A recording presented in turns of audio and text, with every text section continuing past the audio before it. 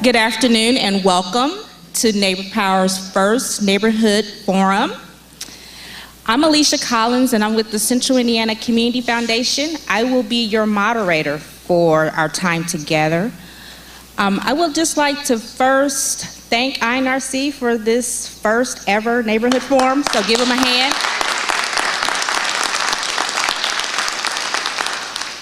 I'm a proud product, I'm gonna give a little commercial. I'm a proud product of INRC.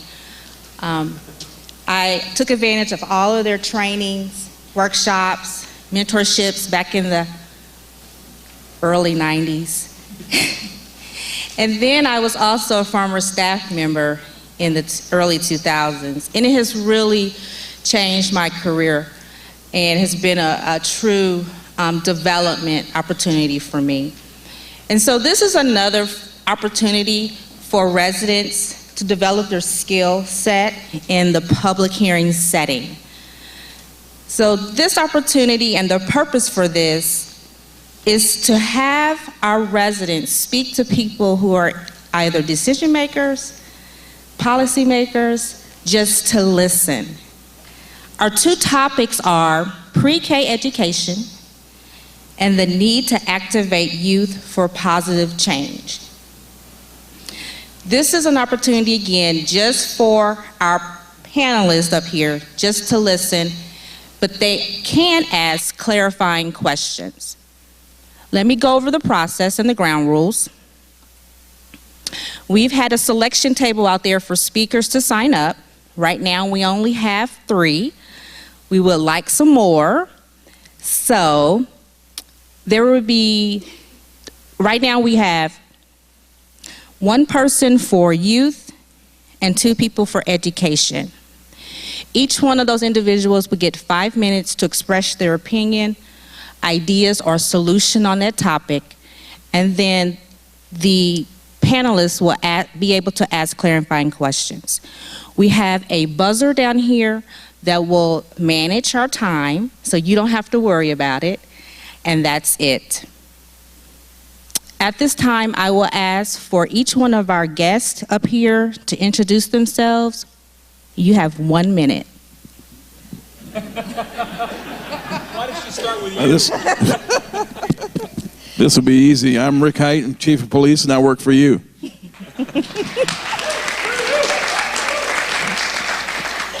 And I'm David Wantz. I'm the Director of Public Safety, and I work with him and for you. My name is Deborah Law. I'm the Deputy Prosecutor of Neighborhoods for the Marion County Prosecutor's Office, and I work in the Community Prosecution Division. I am Susan Smith, and I am a candidate for Council of District 12, which is on the east side near Community Hospital East, and I would love to be able to work with and for you. My name is Chuck Madden, and I'm a City Council candidate for District 9, and I too want to advocate for you and my neighborhoods. And I'm Sally Spires. I am also a candidate for City County Council in District 17, which is basically the northeast corner of Center Township. I'm Kelly Bentley. I'm not a candidate for City County Council. I serve on the IPS School Board representing District 3, and I'm a lifelong resident of Indianapolis and continue to enjoy serving you.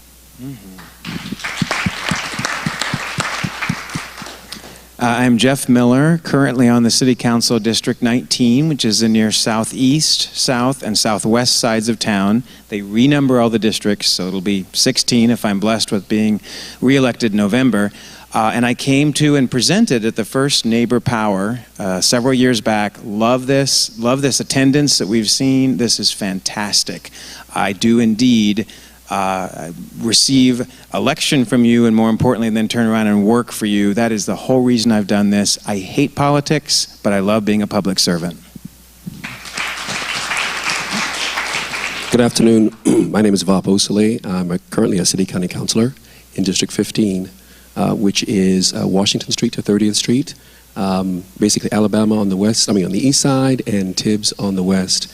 And I've had an amazing opportunity to work in our communities, trying to reestablish opportunities for jobs, for those who are skilled, those who are unskilled, and most especially those individuals who've made bad choices in their lives and want a second chance. And I do believe that that is something that we all would support, opportunities for those who seek a better life. So I think that's what we all basically are up here for, just trying to make sure that our communities are strong and our households are fit and safe. So thank you.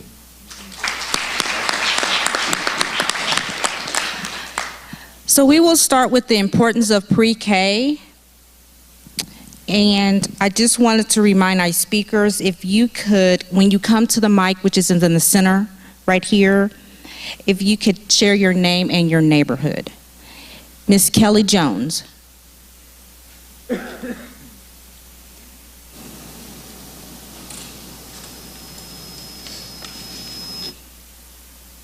Hi, my name's Kelly Jones, and I'm the owner of Love Your Child's Care and Child Care Staffing for Quality Solutions. We are in the neighborhood near Raymond and Emerson, on the southeast side where School 114 is. Public School 114, whoop, whoop. We're a Paths to Quality Level 3 in-home childcare. We've been around since 2009. We are now a Department of Education approved On My Way pre-K program. I have a vested interest in this community. My family has been in this community for 150 years. And the importance of pre-K really envelops many things. First off, it will make your job easier. It is extremely important in the 0 to 5 level of education to instill the social values that we need to have when we're older. And once we hit 5, it's the ship has sailed. You now have to fix the problem instead of developing it properly. In our work, one of the things that I've noticed is that we desperately need early education career professionals. And I say that way because we have a lot of people coming through looking for a job. If you want a job, you go fry French fries. If you want a career, you come and you're talented enough, which, believe it or not, there should be like an American Idol for early education, because this isn't something everybody can do. You have to know how to do it. And you have to understand early education, brain development, social development, and disabilities, all of that. And that takes education. You cannot do it without it. Our profession has a 35% turnover rate. And if you think about your children and you think, gosh, I'm going to hand my child to this lady who I really liked when I first signed up for this child care, but a week later it's a different lady, and 2 weeks after that it's a different person. There is no continuity of care. And we are long past a time in our life when mommy is the one that's raising us. I was raised by my mom. We are now in a place where we have to hand our baby over to someone so that we can go to work and have peace of mind while we're there. We lose excellent educators to jobs that make just $5,000 or $10,000 more a year. I've lost substitute teachers to Aldi's because it pays $14 an hour. That's really sad. And they're talented. The majority of our teachers are on some sort of public assistance, if not totally dependent, and they are caught in a vex between making $1 too much to get help and falling off without enough to cover their expenses. My accountant tells me I have a hobby, not a business. That's very hurtful because I have a passion, and I absolutely give every ounce of myself, my home, my 2 children's sacrifice for early education, and for it to be a hobby, not something that supports me fully. I have to look outside my profession to find other ways to support my family. That's unacceptable. Centers and ministries on the same level of quality as I am get paid 45% more by state programs than I do. And they tell me that the way to get the same as them is to tell my parents that I charge the same as them. which makes no sense because we charge less because we're serving the working poor. And that's families that make too much for those state programs, but not enough to pay the high cost for a center-style care. We have passion. I doubt highly that you're going to find people that have more passion than we do. And I know lots of early educators that are like, die hard, ride or die, won't give up no matter what, and even if you give them $1 an hour, they'll still do it. Performance through profession. We need to develop our interested youth, and I'm sorry, I'm kind of going over there a little bit, into early education career professionals. So I have a little joke, but my joke is, hey, who really wants to be an early educator when they grow up? Destined to a life of living pillar to post, unable to make rent, all while being expected to never miss a day of work, even when you're deathly ill.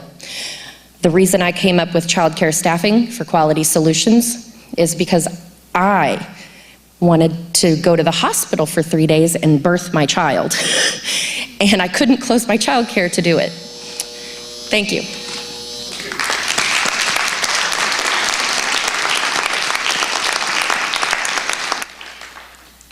Thank you, Kelly. From our panelists, are there any questions that you have that you would like clarified? Kelly, please come back up here. Through the mic.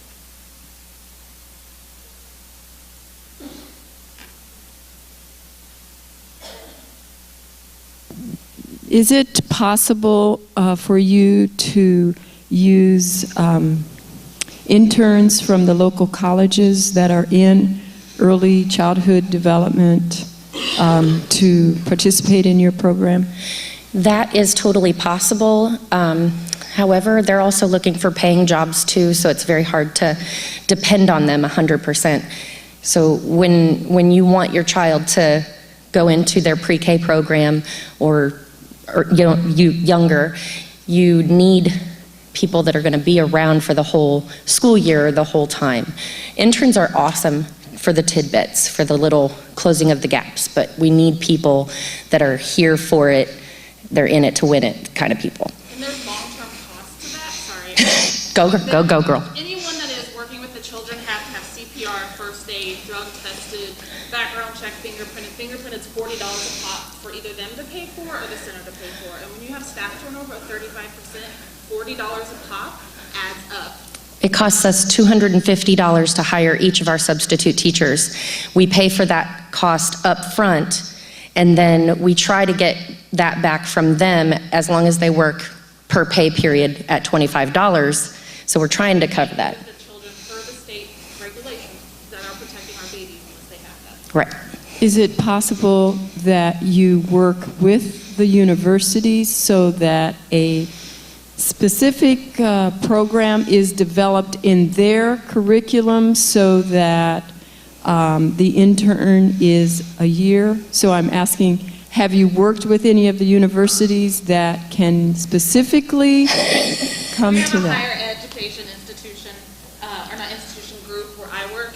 I can't represent my work, I won't say where I work, but they have to do placements through their things, and they get all that fingerprinting through them, but sometimes those are even short term, and then there's lots of their own issues going on with the field.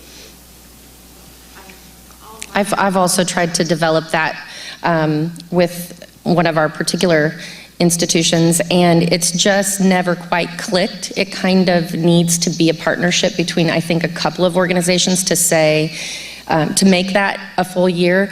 I also think that what I'm trying to do as a company for childcare staffing is to give our people that are interested in early education, or at least have a talent for it, to develop them that way. Because if you think about nurses and doctors, you don't just throw a doctor into a exam room and say, hey, you're a doctor.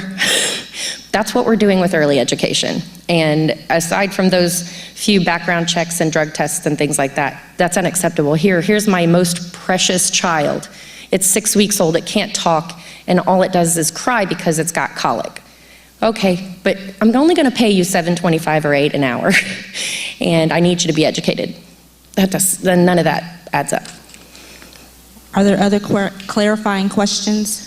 Well, one quick question. The council's pre-K program, but I believe also the state's program, is tied to the United Way's Path to Quality, which is trying to obviously improve the quality we're expecting from our pre-K providers. I'm wondering, do you think that can help create more demand? Not that you are clearly a qualified pre-K provider, let me stress, but do you think by creating more demand for folks that are higher up on that scale of qualifications might turn around and increase the salary demands around that? I'm trying to think in my head how we can do that, because you're right.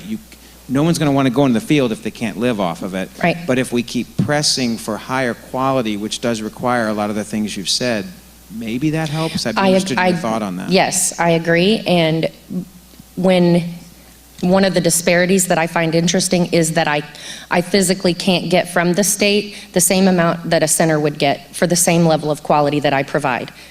So that right there is kind of like, what you want, guys? I'm doing it. I've got my education. My teachers have their education. I'm constantly looking for other ways to get that education going. Even my substitutes don't actually qualify for the big scholarship that's out there, is the Teach Scholarship. And there's like a tiny stipulation that just kind of puts us out of the running for that. But if I could say, hey, you're straight scholarship, you work with us, boom, you're gonna have your early education degree. And the beauty of working with us is that you get to go here, here, here, here, and here, and you have all that experience to take to your permanent position. So that's what we really want to do, and that's what's best for the children, honestly. Great, thank you, Kelly. See how easy that was? Okay, we're gonna move to activating youth. I'm sorry? Oh, come for it, sorry. We have a question from Councilor Oxley.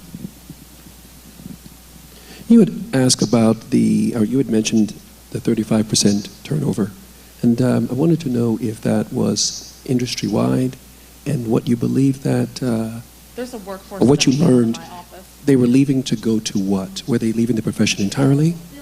Other professions, they're not staying in early education, or they go up levels. So they'll go to kindergarten and first grade, which is great. But our level has to have better quality, and it has to have educated people. We can't get them with 8, 9, and 10 now. It ends up happening. Okay. The average salary of a child care teacher in Indiana is $19,000. It's a fact, too. My office does a study each year, a workforce study. I'm Beth Riedemann. I represent Community Heights. I also am a professional development advisor for child care employees. I oversee a non-formal training program for teachers who maybe didn't succeed very well in high school but now need a CDA, which is the minimum requirement for a teacher. And which is sad too, it's a credential, it's 4 classes at Ivy Tech, that's all you need to be a teacher in an early child care program. And the average salary is $19,000. I got into this field because I started working with middle schoolers, and I was like, we gotta get them sooner. And then I was like, I started working with elementary kids. Oh my God, we gotta get them sooner. And then I had my own child, and so I ended up in ECE, partially too because I couldn't afford child care, working in the field, working in a nonprofit, and having a child. And so I was an assistant director of a for-profit large chain of childcares and was on food stamps and childcare vouchers. And I was the second person in charge. And so I have a deep passion for it because I know what my child's teachers now go through. He's 2. I've been in their shoes. I speak to these students that are in my classes that are the teachers, and I say, I understand. I've been on food stamps. I'm a single mom. I've been on WIC. I get it.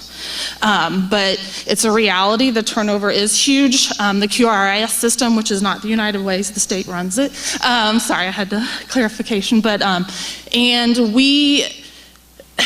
level 3 and level 4 is what we consider high quality. That's what the state has considered high quality. That's what On My Way Pre-K funds. If you're not familiar with On My Way Pre-K, it's 5 counties, there's a pilot, and then Indianapolis added on to it with extra slots. And that is an amazing program. What we need to be careful of is pushing people through to level 3 and 4 just so we have more slots. Because I've seen product of that in person when I go to visit to find out. When I moved to the east side, I needed to find a quality childcare. I started with level 3s and 4s, and I said, how are you a level 3 and a level 4? And then to piggyback on some of the things she said too. The education is only possible, it's only required to have a CDA, first of all. That's just a credential, and you can only afford to do those classes if you're a full-time employee, 30 hours or more.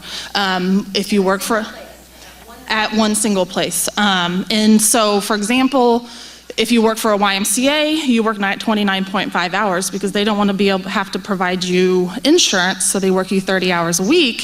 So a lot of teachers are automatically not able to further their education. And so I wanted to speak last just because I have some of the data and stuff, and any questions I guess you may have for me. But I just think when I moved to the Near East Side, I'm actually outside in the East Side. There is deserts of high quality childcare. There are not very many high quality childcares on the East Side. We have Daystar and we have East 10th, but I have to drive to go to those. They're not in my neighborhood. There is a black hole somewhat in our area of level 3s and 4s where I live, and that I think happens throughout the city. And I think Early Learning Indiana saw that. That's why they reopened Eastern Stars Center, but it's only for 3-year-olds and up. So there's definitely gaps in our care, and there's definitely, it's sad when your child care teachers is probably, a lot of the it's mostly women, it's not all women, but most of them stay in the field because A, they do love the babies, but B, they can't afford to go anywhere else because they couldn't afford child care if they went anywhere else because they're getting discounted child care a majority of the time at where they work. So that's all I really have to say on it. 5 minutes. Any additional questions from our panel? Thank you. Okay, we're going to move on to our next topic, activating youth for positive change. And we have Mr. Sobeko Jawanza.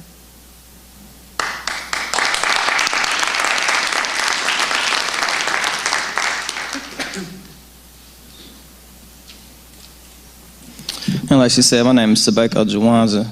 Thank you for everybody on the panel. Thank you for everybody who came in here for these discussion topics. I'm representing the neighborhood of Hallville. I'm also a part of a mentor program that goes directly into the juvenile center and has those that are on probation come to our classes. So I've been doing a lot of work over the past couple of years with trying to get youth engaged in terms of critical thinking, understanding where they're at, what they're doing, how that affects them. I have a question, one about the term at risk and how we use that term in terms of, it kind of seems like it's a income level type thing, also based on certain habits that they have. And so when we use that term saying that these kids are at risk, what are we really giving them in terms of a message? When we really should probably be saying that we are at risk if we don't do anything to help them.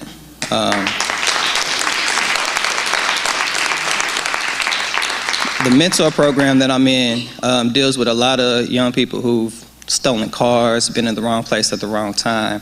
A lot of it has to deal with their engagement level when it comes to school.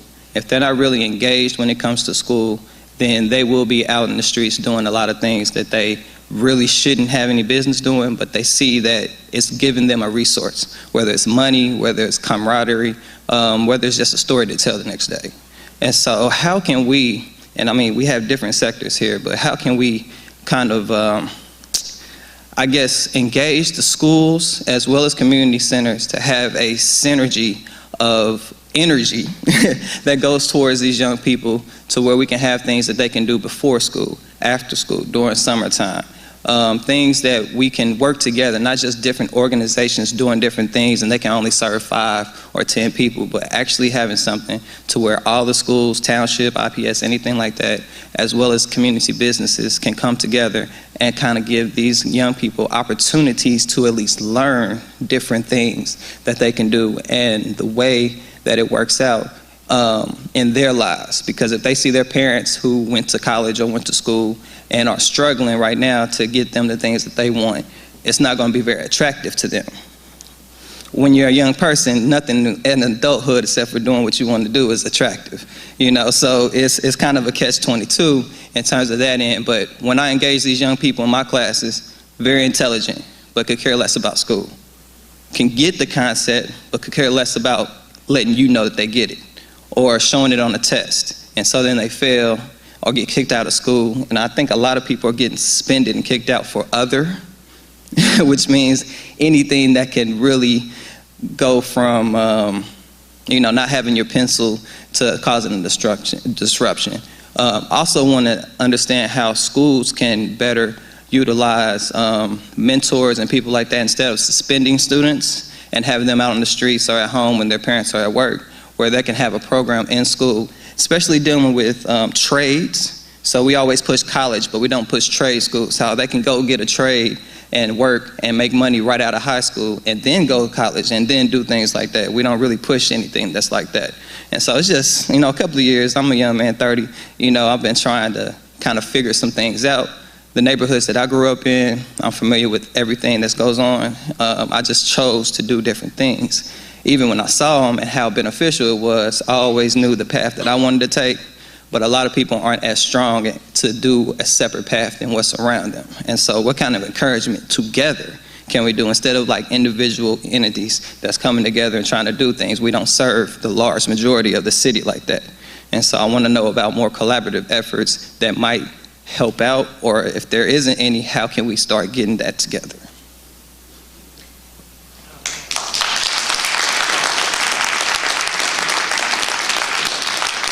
So let me remind the panel that they are not to respond to the question that he's posing, but to ask clarifying questions to gain more information and understanding of his opinion.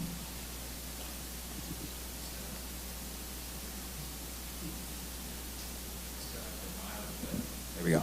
I still have to mildly break the rule and compliment you on redefining at risk. That was very good. Anybody who's 14 or 15 years old is at risk. Because if they're not in school, it doesn't matter what neighborhood they're in. It doesn't matter what their background, what their family, they're at risk. That was brilliant.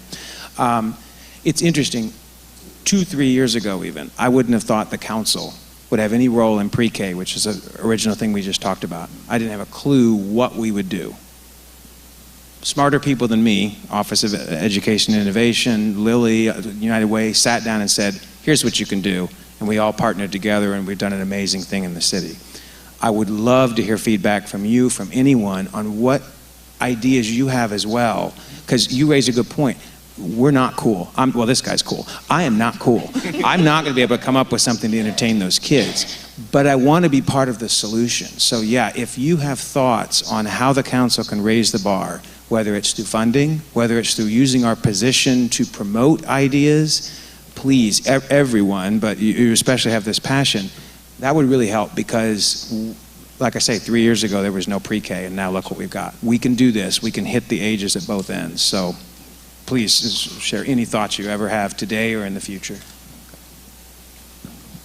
One thing is that we have a large case of young people who are labeled as ADHD. And so when they're sitting down in classroom for hours on end, it doesn't matter whether they care about the content or not, they just can't sit still like that. I remember summers that my mom would put me into certain camps. I was a very good student, so I always qualified to go into these certain camps, engineering camps where we build remote control cars and things like that.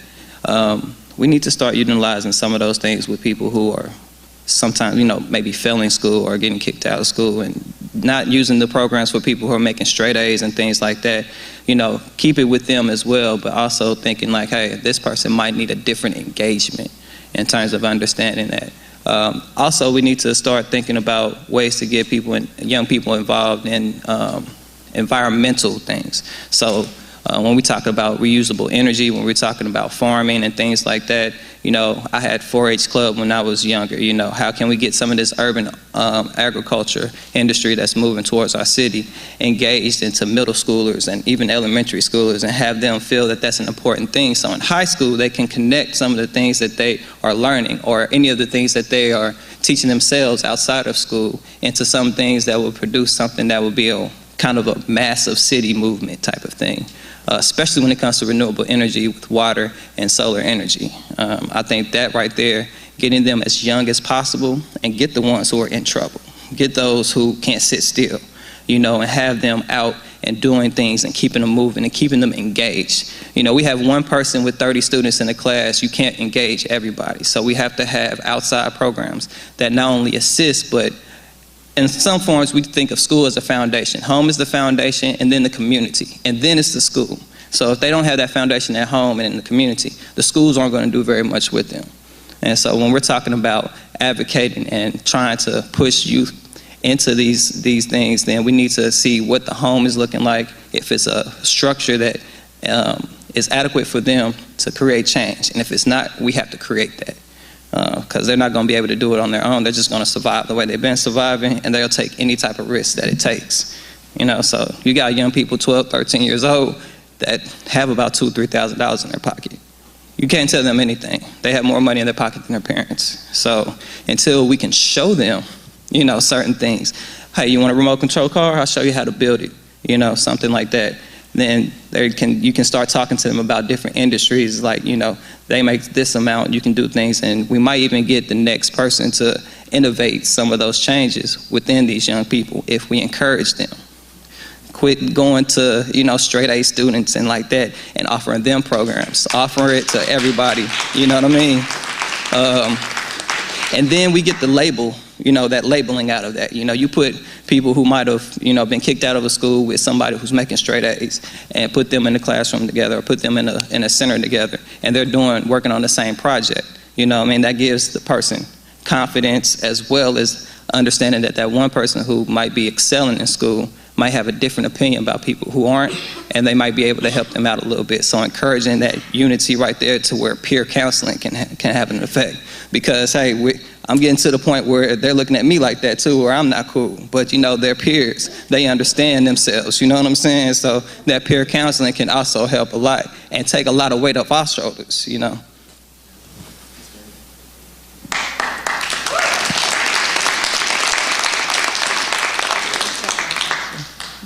Is Ma Shariki your mother? Yes. Okay. 'Cause she's awesome. Thank you. And if you're not cool, then we're in big trouble. That was my clarifying question. Because I've known your mother for years and years and years, and she's an incredible person, and she's got to be super proud of you. So I appreciate that. And with that point right there, my mom and my father have been very much involved in the community. That's why I have this passion. But it wasn't just those two. If it was just up to them in terms of where I got what I got, I would have been on another path. It was a group of people, including them, that I respected and that I looked up to. So, we have to kind of keep that in mind, that just because somebody has two parents in their household, that means nothing. You have to have that community base. Do you think changing the way that we educate children and making it not so generic, that it incorporates maybe what they're good at with mathematics or what they're good at with reading or English, so that they can keep interested in those required courses? So I'm a college graduate. I went to Florida A&M University for business administration. Ever since I was in preschool up until my college years, there's always been kind of a basic of sitting in the classroom, teacher up front. They give you a syllabus, so they're telling you what they're going to teach you throughout the year. We don't engage the students in terms of understanding what they know about the subject first and what they would like to learn, and incorporating the syllabus to what their needs are in the classroom, so that they are engaged a little bit more.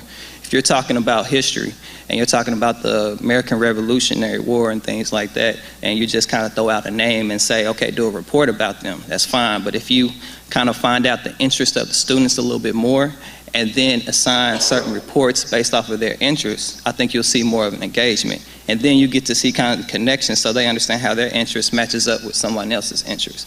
It also needs to definitely be a very clear, like when PE and science experiments and things like that, more hands-on has to happen. We have a lot of people who are probably getting suspended because they're just bored. And it's not that they can't do the work, but they're not engaged enough. And one teacher with 30 students, one teacher with 50 students, it's not going to work out like that. They trying to do as simple as a job. So you're right, it's generic. And we expect everybody to excel with generic work. But, think about LeBron James. He didn't just go to any other basketball camps. He kind of went to the best ones, and they saw his talent. But if a mediocre player were to go to the same camps, that will increase their talents and make them better and make them better. And so we kind of have to think about them on an individual basis. I know it's thousands and thousands of students, but if we're trying to make a difference, generic's not going to work. It has to be individualized.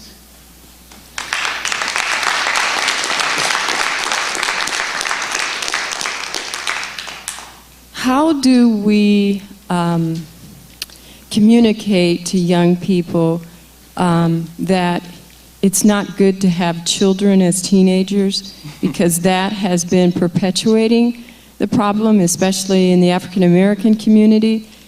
How would you, and do you in your mentoring program, do you talk to the young men about fatherlessness, and it's perpetuated by this continuous having sex outside of marriage?